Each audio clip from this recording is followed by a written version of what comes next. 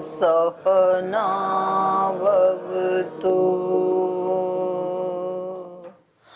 सहनौ भुनक्तु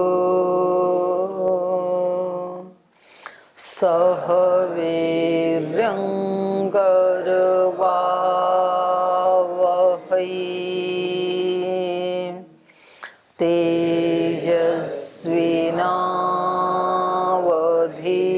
तेजस्विनावधीतमस्तु मा विद्विषावहै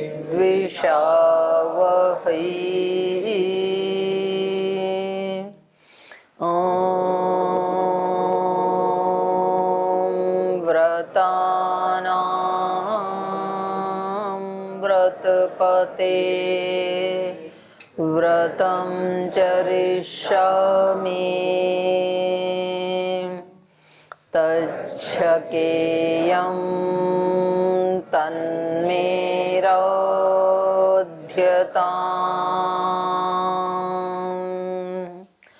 इदमहमनृतात् सत्यमुपैमि ॐ शान्ति शान्ति शान्तिः।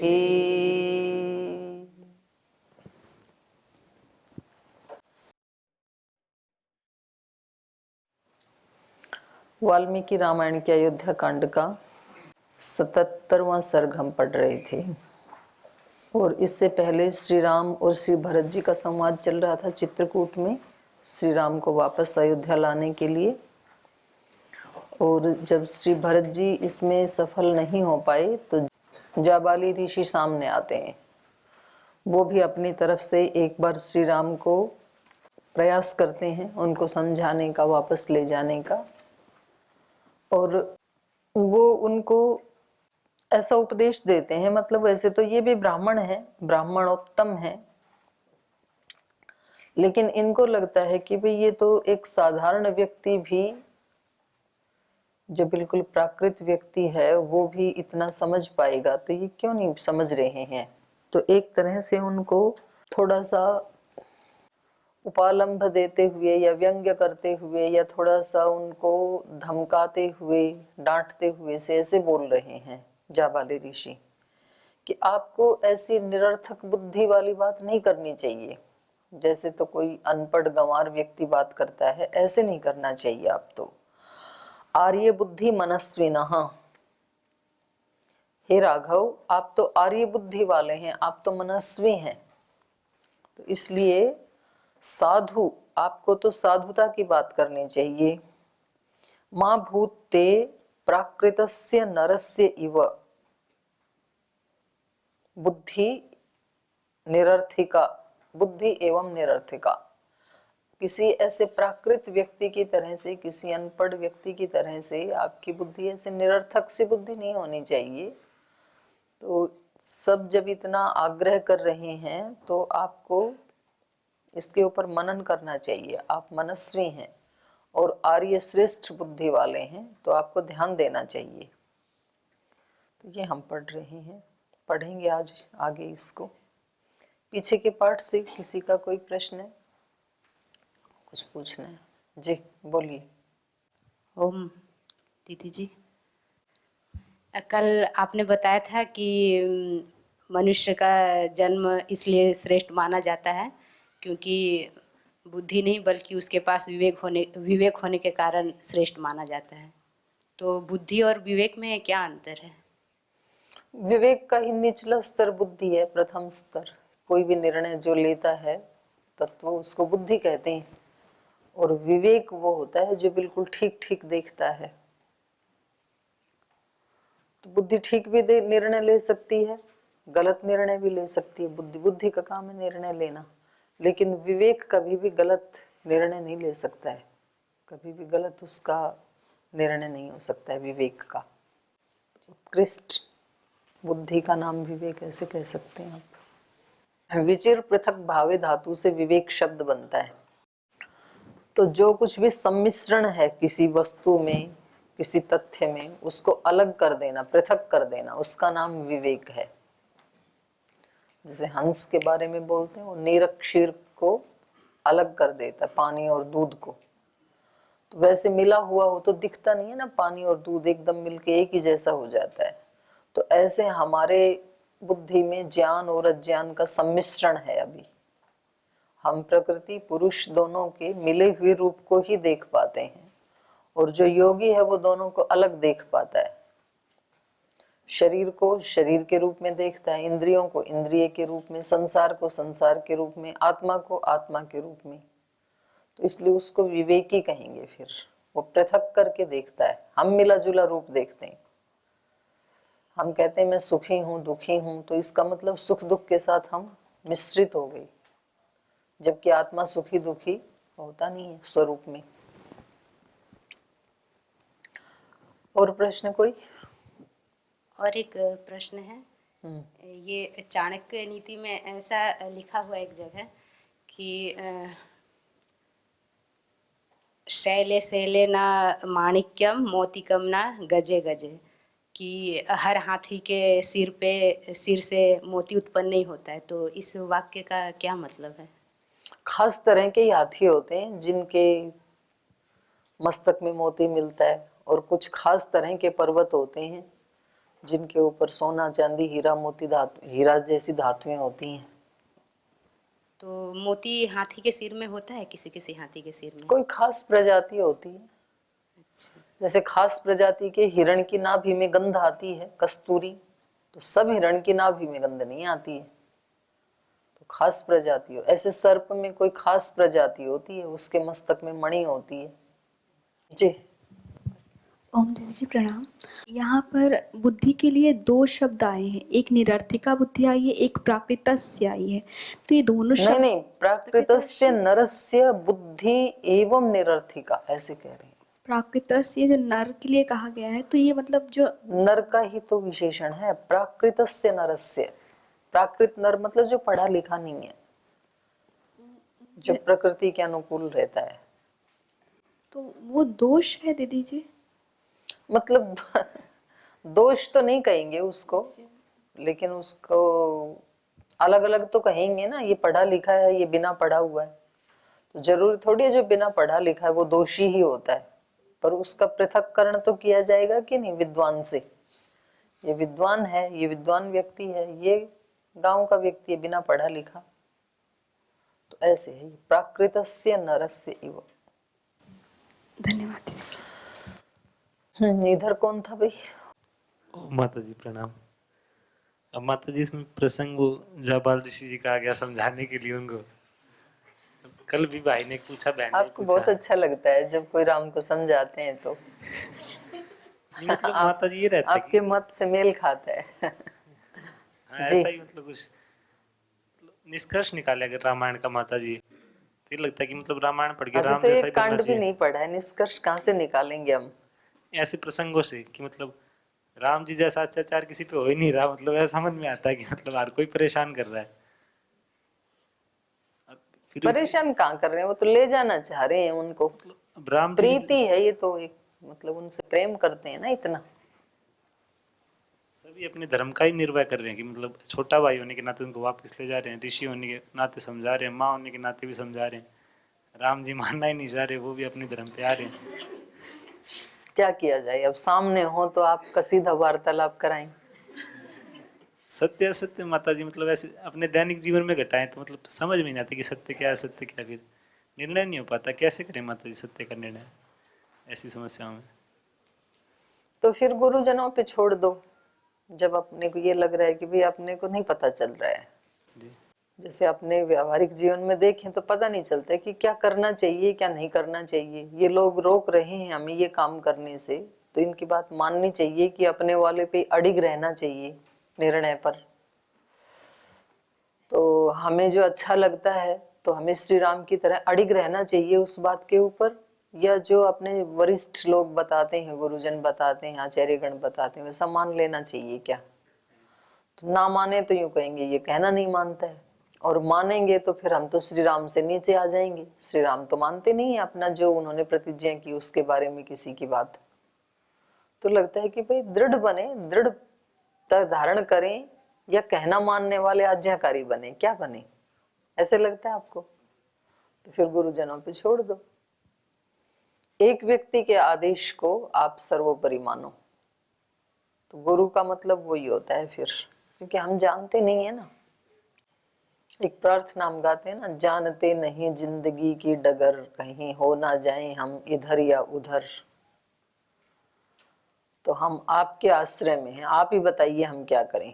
अर्जुन को भी समझ में नहीं आ रहा था ना, हमारे जैसी तो स्थिति थी उसकी, समझ में नहीं आ रहा कि इनको युद्ध करके मारूं कि ना मारूं, ये मेरे अपने संबंधी हैं और इनको मार करके सुख तो क्या मिलेगा, हत्या का पाप और लग जाएगा, और इधर से इनसे संबंध है तो दुख भी लगेगा, और इनके उपकार कितने, इन्होंने पाला पोसा हमें, तो समझ में नहीं आ रहा क्या करें। तो फिर उन्होंने भगवान कृष्ण को ही कहा, यत् श्रेयस्यात् निश्चितम ब्रूहि तन्मे, जो ठीक है आप ही बताओ अब क्या करना है। और फिर जब ठीक बताया तो भी समझ में नहीं आया, मतलब उनको लगा कि मैंने ठीक भी, हम कौन सा ठीक सुनना चाहते हैं गुरुजनों से, जो हमें अच्छा लगता है वो वाला ठीक सुनना चाहते हैं हम। हमें जो अच्छा नहीं लगता है वो वाला ठीक हम उनसे भी नहीं सुनना चाहते। पूछते तो हैं मोहर लगवाने के लिए, अपने ही मत के ऊपर मोहर लगवाने के लिए पूछते हैं कि आप ही बताओ ना, और फिर वो बताएं कि ऐसे करो, बोले ना इसको करने में तो ऐसे होगा, ऐसे कर लूं तो, वहां आके आग्रह टिक जाता है अपने वाले मत पे। तो देखो संसार में हमें ये लगता है कि हमारी इच्छाओं की पूर्ति जब होती है उससे हमें सुख मिलता है, ऐसी हम सब की धारणा है, जबकि ये धारणा ठीक नहीं है। इच्छाओं की पूर्ति से दुखों का नाश नहीं होता है, बल्कि ज्ञान और विवेक की प्राप्ति से दुखों का नाश होता है। कामनाओं की समाप्ति से दुखों का नाश होता है। इसलिए बहुत सारे तो ऐसे भी महापुरुष हैं जिन्होंने दुखों को अपनी इच्छा से मांगा भगवान से। जैसे कुंती माता ने मांगा कि हमेशा आपकी स्मृति बनी रहेगी यदि दुखी रहूंगी तो। कबीरदास जी ने मांगा सुख के माथे सिल परे, सिला पड़े सुख के माथे के ऊपर, सुख नहीं आना चाहिए। और दुख की बलिहारी है जो पल पल नाम स्मरण कराई। तो महापुरुषों ने दुख मांगा, और हम दुख को ऐसे हटाना चाहते हैं कि हमारी इच्छाओं की पूर्ति होनी चाहिए। इच्छाओं की पूर्ति में बाधा को ही हमने दुख मान रखा है, जबकि सुख और दुख दोनों ही भगवान ने हमारी उन्नति के लिए फल के रूप में दिए हैं। दुख भी बुरे नहीं हैं और सुख भी बुरे, सुख तो बुरे लगते ही नहीं किसी को भी। तो सुख हमें और प्रेरणा देने के लिए होते हैं कि भाई आपने ऐसा अच्छा कर्म किया तो उसके बदले में आपको सुख मिला, और अच्छा करो और ज्यादा मिलेगा। और दुख होते हैं कि आपने ठीक नहीं किया, इसलिए आज समझ लो इसको, आज कामना को पाल के मत रखो, तो इसको स्वीकार करो और आगे ऐसे मत करना, इसके लिए दुख आता है। और हम उसको हे समझ करके उससे धींगा मस्ती करते रहते हैं दुख से। दुख तो हमें आगे बढ़ाने के लिए आते हैं।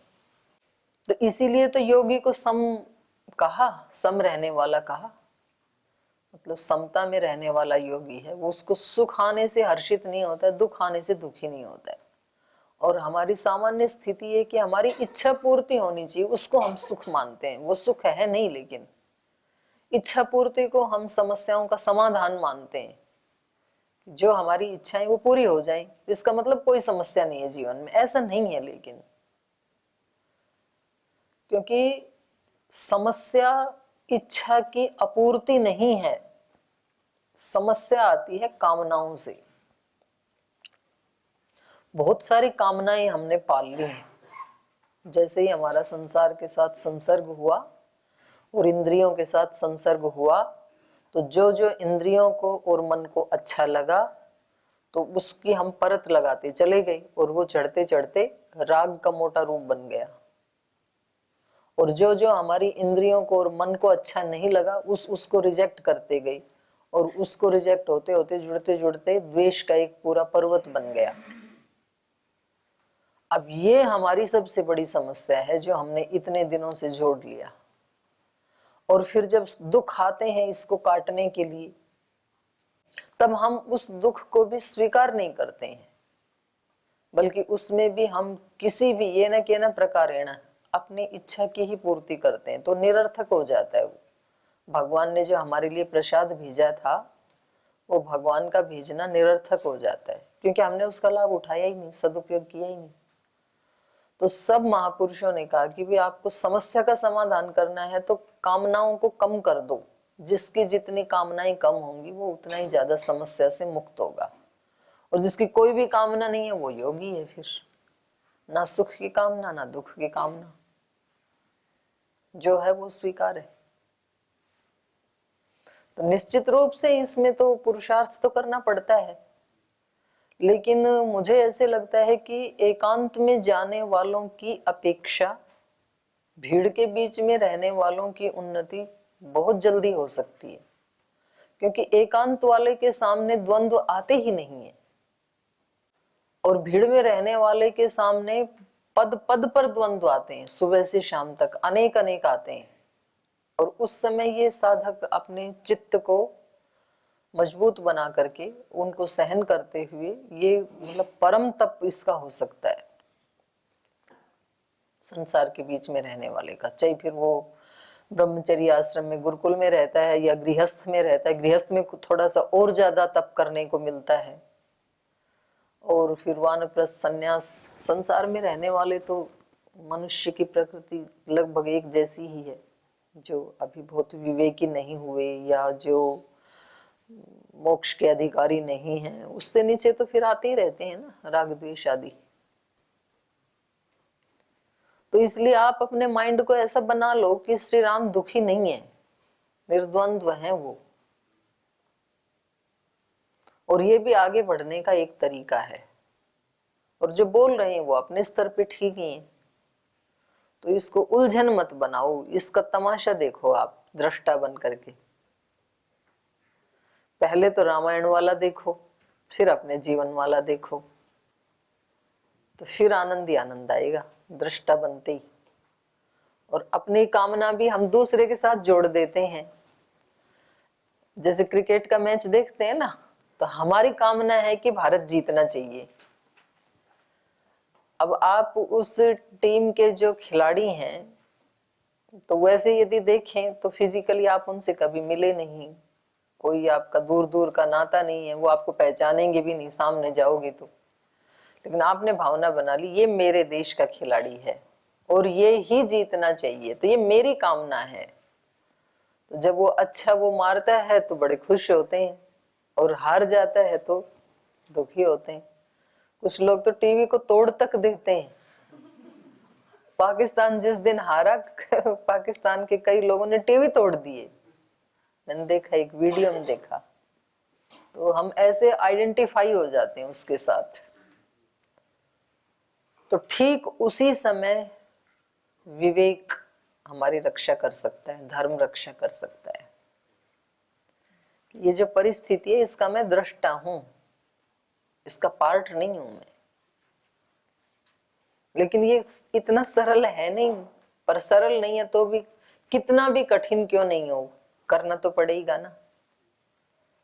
आज नहीं करेंगे तो कल करना पड़ेगा, तो आज ही कर लेते हैं। जब हमें पता ये लग गया है कि इसके किए बिना कोई चारा नहीं है, करना ही पड़ेगा अवश्यमेव, नान्या पंथ, तो आज से ही शुरुआत कर लेते हैं। फिर जितना होगा कर लेंगे, जितना आज नहीं हो पाए वो कल करेंगे। ठीक है, धन्यवाद। और कौन था? हो गया सब, आगे चलें। चलिए, तो इन्होंने श्री राम से अपना उपदेश देना शुरू किया।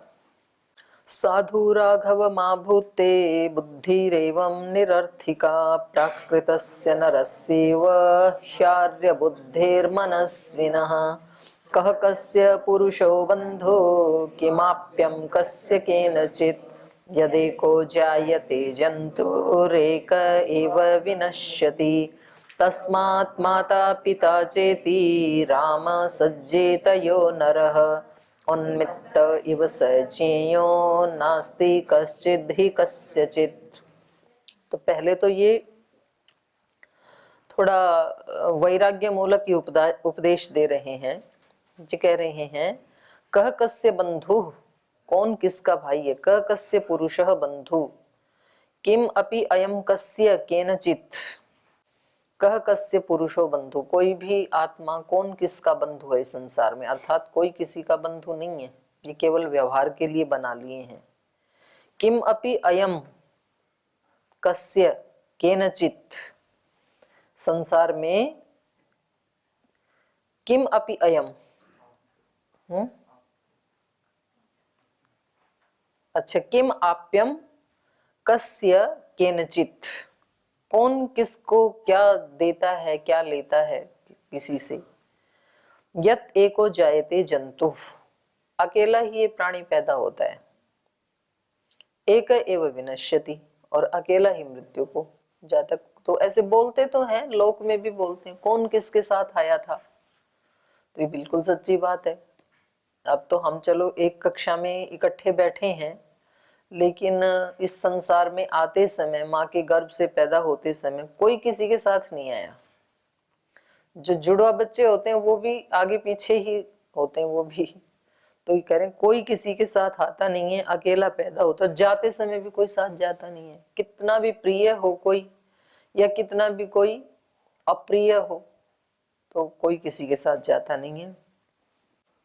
तस्मात् माता पिता च इति राम सज्जेत यो नरः, इसलिए हे राम, जो व्यक्ति ये मेरी माँ है, ये मेरा पिता है, ऐसे मान करके जो नर सज्जेत, जो इनमें आसक्त होता है, इनके साथ जुड़ जाता है, उन्मत्त इव सज्जेय, उसको उन्मत्त व्यक्ति जैसे ही मानना चाहिए। उन्मत्त मतलब पागल व्यक्ति, सड़क पे घूमता रहता है ना कई बार पागल व्यक्ति, बाल बिखेर करके उन्मत्त की तरह से। तो ऐसे ही उन्मत्त इव सज्जेय नास्ति कश्चिद् हि कस्यचित्, यहाँ संसार में कोई किसी का नहीं है, ना कोई किसी का भाई बंधु है, ना कोई किसी का माता पिता है, ना कोई किसी का गुरु है, ना कोई किसी का शिष्य है, कोई किसी का नहीं है। सब अपनी अपनी यात्रा कर रहे हैं। और जितनी देर के लिए जो मिल जाता है, तो ये पहले भी आया था ना, एक समुद्र में जैसे वो लक्कड़ मिल जाते हैं, फिर थोड़ी देर के बाद हट जाते हैं, फिर मिल जाते हैं। तो ऐसे ही ये हमारे जीवन की धारा भी बह रही है, और ये हम प्रत्यक्ष भी देख सकते हैं कि अब तक जितना भी जीवन हमें मिला, तो उसमें कितने लोग जीवन में आए, कितने चले गए, फिर कितने नए मिल गए, फिर वो बिछुड़ गए, फिर दूसरे आ गए, फिर तीसरे आ गए, ऐसे ही चल रहा है। और अभी भी जितने यहाँ हैं हम, तो इनमें से पता नहीं कौन कब इधर उधर हो जाता है। किसको संगठन की सेवा में लगा दिया जाएगा, किसको किसी दूसरी सेवा में, फिर वो इधर जाएगा, फिर कोई दूसरा और दूसरी सेवा में जाएगा। तो सबका अलग अलग चल रहा है ये। फिर उस सेवा में जाएंगे तो वहां दूसरे साथी मिल जाएंगे, फिर उनके साथ मित्रता हो जाएगी। जिस भी फील्ड में जाएंगे तो वहां दूसरी पहचान वाले हो जाएंगे, फिर उनके साथ ही बातचीत होंगी, फिर वो ही संस्कार मन में चलेंगे। तो जब व्यक्ति जिसके साथ रहता है, उसी तरह का उसका चिंतन चलता रहता है। और यदि कोई व्यक्ति आत्मनिष्ठ है, तो वो व्यवहार करेगा जिसके साथ भी भगवान नियुक्त कर दे, लेकिन रहेगा अपने ही साथ या भगवान के साथ। और यदि उसने अपने केंद्र को खो दिया है, अपने आदरणीय एनपी सिंह जी कई बार बोलते हैं ना भी यदि टल गई है, ना भी ठीक नहीं है, तो फिर तो रोग होगा ही होगा। तो फिर तो वो जिसके साथ रहेगा उसके साथ ही अपने आप को आइडेंटिफाई कर लेता है, और उसके साथ इतने राग द्वेष बना लेता है कि जैसे कि इसके साथ जन्म जन्मांतरों का नाता है, ऐसे करने लगता है। अब एक क्लास में जो 2 विद्यार्थी रहते हैं एक कक्ष में, तो ये सदा से तो रह नहीं रहे थे उस कक्ष में, और आगे भी पता नहीं कब चेंज कर दे आचार्य, बोले नहीं तुम इस कमरे में जाओ, तुम इसमें जाओ। कोई शाश्वत थोड़े ये लेकिन जब हम उनसे प्रीति या झगड़ा करते हैं तो कैसे समझ के करते हैं, जैसे तो सदा सदा साथ ही रहेंगे, बस ऐसे करते हैं। या तो इतनी प्रीति कर लेते हैं उसमें रहने वाले व्यक्ति से, या तो अप्रीति कर लेते हैं, झगड़ा कर लेते हैं फिर, और झगड़ा ऐसा कर लेते हैं कि फिर जीवन के निर्णय ही चेंज हो जाते हैं। तो कभी कभी कोई विद्यार्थी इतना झगड़ा कर लेते हैं फिर उनको भेजना पड़ता है, भाई अब तुम अपने घर जाओ।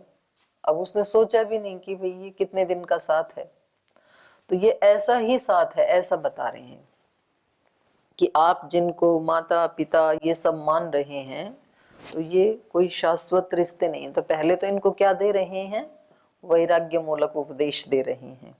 आपने जो जो कहा, आप धर्म पे अड़िग हैं, ये ठीक है, मैं भी ऐसे ही मानता हूं कि यहाँ कोई किसी का शाश्वत साथी नहीं है। शाश्वत साथी यदि कोई है तो वो केवल एक ईश्वर ही है, जन्म जन्मांतरों से है और आगे भी युग युगांतरों तक रहेगा। उसका तो कभी नाश नहीं हो सकता है, उसका कभी वियोग नहीं हो सकता है।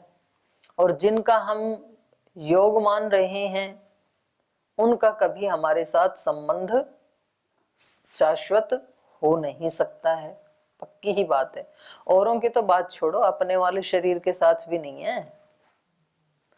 अपना वाला शरीर भी कब अपने को धोखा देगा ये पता थोड़ी होता है व्यक्ति को।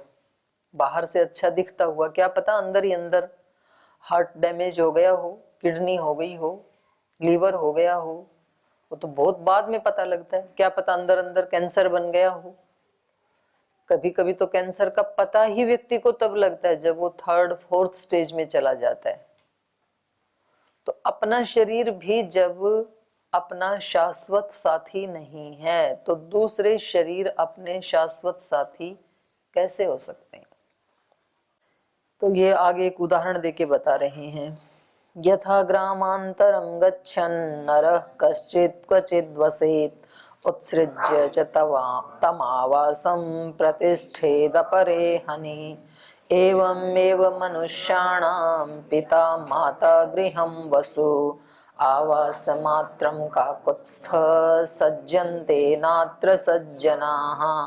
पितृं राज्यं परित्यज्य स न अर्हसि नरोत्तम आस्थातुं कापथं दुःखं विषमं बहुकण्टकम्। समृद्धायाम् अयोध्यायाम् आत्मानम् अभिषेचय एकवेणीधरा हि त्वां नगरी संप्रतीक्षते। तो कह रहे हैं यथा ग्रामांतरम गच्छन नरः, जैसे कोई दूसरे गांव में दूसरे शहर में जाता हुआ कोई मनुष्य, कश्चित क्वचित वसेत, कहीं किसी के मकान में, किसी धर्मशाला में, होटल में, कहीं भी एक कमरे में रह जाता है, दूसरे गांव में गया हुआ, दूसरे स्थान पे गया हुआ। और तम आवासम च उत्सृज्य प्रतिष्ठित अपरे अहनि, और अगले दिन फिर उस आवास को छोड़ करके चल पड़ता है आराम से, कोई कष्ट होता ही नहीं है ना। किसी होटल में रुके हैं जाकर के तो अगले दिन वहां को छोड़ के जाते समय कोई कष्ट होता है क्या? क्योंकि पहले से ही पता था कि एक ही दिन के लिए रुके हैं। किसी के घर में अतिथि बने तो अगले दिन वहां से चलने में कष्ट होता है क्या? मुसीबत हो जाए अगर कोई अतिथि मतलब वहां पर कहे कि बस मैं तो आज एक दिन रुक गया, अब ये कमरा मेरा ही है। क्योंकि घर के मालिक जाते बोलते हैं जी ये आपका ही घर है, तो कोई भी दिक्कत हो तो बता देना। और ये मान ले कि मेरा ही घर है और अगले दिन घर वालों को ही बोले ये तो मेरा ही कमरा है, तो वो मुसीबत में पड़ जाएंगे। फिर वो 1-2 बार तो शालीनता से कहेंगे, बाद में इसको हाथ पकड़ के निकालेंगे, तेरा कहाँ से आया ये।